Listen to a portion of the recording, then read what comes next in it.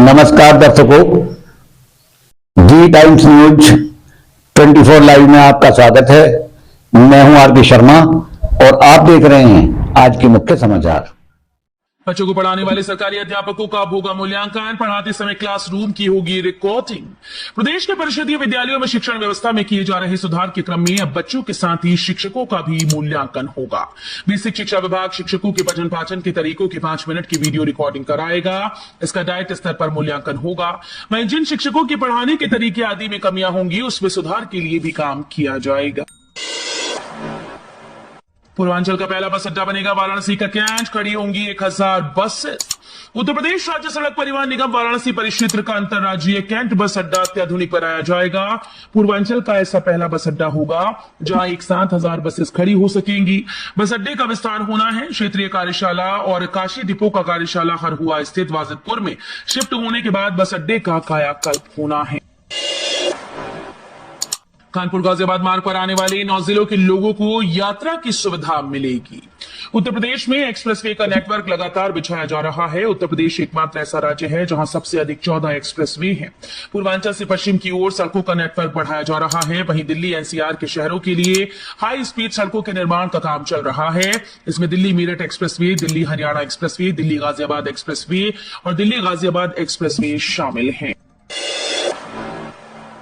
Noida international airport को Delhi NCR से जोड़ेगी नमो भारत ट्रेन। इस दिन से शुरू होगा निर्माण। नमो भारत ट्रेन को लेकर नया अपडेट सामने आया है। नोएडा इंटरनेशनल एयरपोर्ट को गाजियाबाद से जोड़ने के लिए नमो भारत रेल का निर्माण दिसंबर से शुरू हो जाएगा। इसको लेकर प्रदेश सरकार की ओर से केंद्र को प्रस्ताव भेजा जाएगा। आपको बता दें कि नोएडा इंटरनेशनल एयरपोर्ट की अक्टूबर के पहले हफ्ते से शुरू होने की उम्मीद जताई जा रही है। बिजली उपभोक्ताओं को अब सिक्योरिटी पर मिलेगा ब्याज, बिल हो जाएगा कम। उत्तर प्रदेश के 3.30 करोड़ विद्युत उपभोक्ताओं के लिए अच्छी खबर है। उपभोक्ताओं को उनकी जमा सिक्योरिटी पर वर्ष 2023-24 के लिए 6.75% की दर से ब्याज मिलेगा। ब्याज की धनराशि उपभोक्ताओं के बिजली बिल में समायोजित की जाएगी। मई और जून के बिल में उपभोक्ताओं को ब्याज की धनराशि कम कर बिजली बिल कंपनीज जारी करेंगी। विद्युत अधिनियम 2003 में दिए गए प्रावधानों के तहत उपभोक्ताओं को प्रत्येक वर्ष उनकी जमा सिक्योरिटी पर मिलने वाले ब्याज को देने का आदेश पावर कॉर्पोरेशन प्रबंधन ने जारी कर दिया। यूपी के हर जिले में होगी रसोई मसालों की जांच। खाद्य आयुक्त ने दिए अभियान चलाने के निर्देश। हांगकांग और सिंगापुर द्वारा भारत के कुछ रसोई मसालों पर प्रतिबंध के बाद प्रदेश में जांच अभियान छेड़ा गया है। ऑस्ट्रेलिया ने भी मसालों की जांच शुरू कर दी। गंभीरता को देखते हुए यूपी के सभी छोटे बड़े रसोई मसाला निर्माताओं की फैक्ट्री से सैंपल सीज कर किए जाएंगे। हर जिले में जांच के निर्देश खाद्य आयुक्त ने दिए हैं। सभी सैंपल्स की जांच देश की विभिन्न लैब से कराई जाएगी। इन मसालों में खास तौर पर घातक एथिलीन ऑक्साइड कीटनाशक की जांच होगी।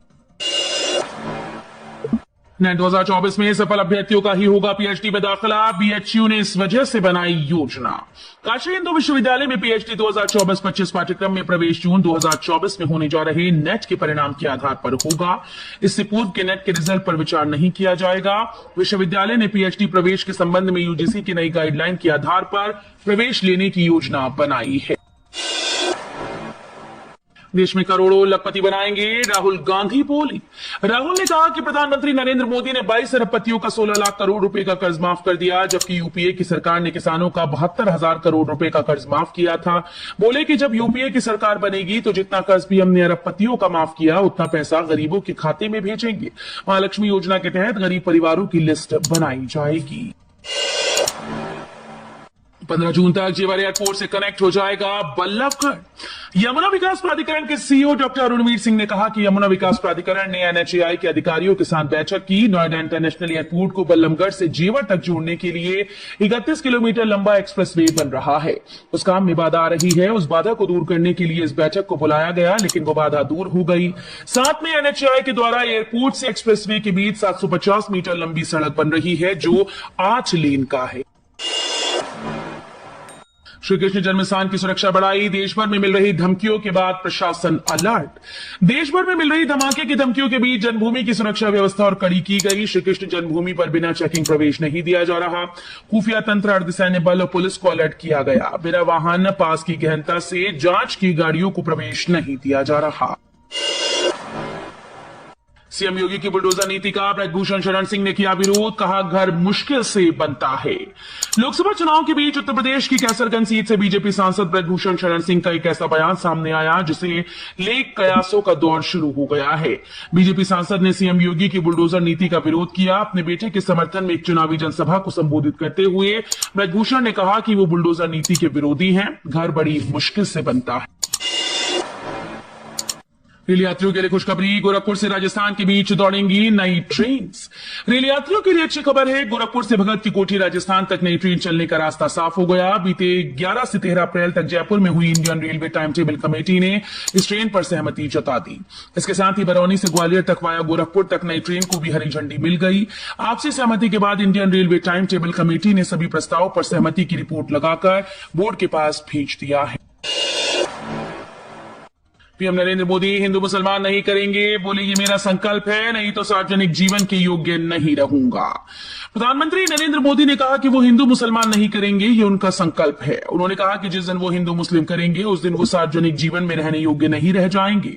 वाराणसी में लोकसभा चुनाव के लिए नामांकन से पहले एक समाचार पैनल को दिए इंटरव्यू में पीएम मोदी ने कहा कि वो जहां पले बड़े हैं वहां उनके कई पड़ोसी मुस्लिम हैं। ब्रज में आंधी बारिश, ओलों से भारी नुकसान, फिर चढ़ने लगा पारा, जानिए मौसम की भविष्यवाणी। ब्रज में आई आंधी बारिश और कुछ जगहों पर ओलावृष्टि से बड़े नुकसान की खबर है। सड़कों पर पेड़ गिरने से जाम की स्थिति बन गई, आम, मक्का और सब्जियों की फसलें खराब हो गई, सैकड़ों गांव की बत्ती गुल हो गई।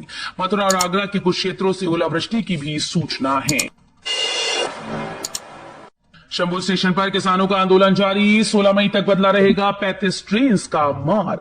अंबाला मंडल के शंभू रेलवे स्टेशन पर किसानों का धरना एक माह बाद भी जारी है। इसके कारण पंजाब जम्मू जाने वाली ट्रेन अंबाला चंडीगढ़ होकर चलाई जा रही हैं।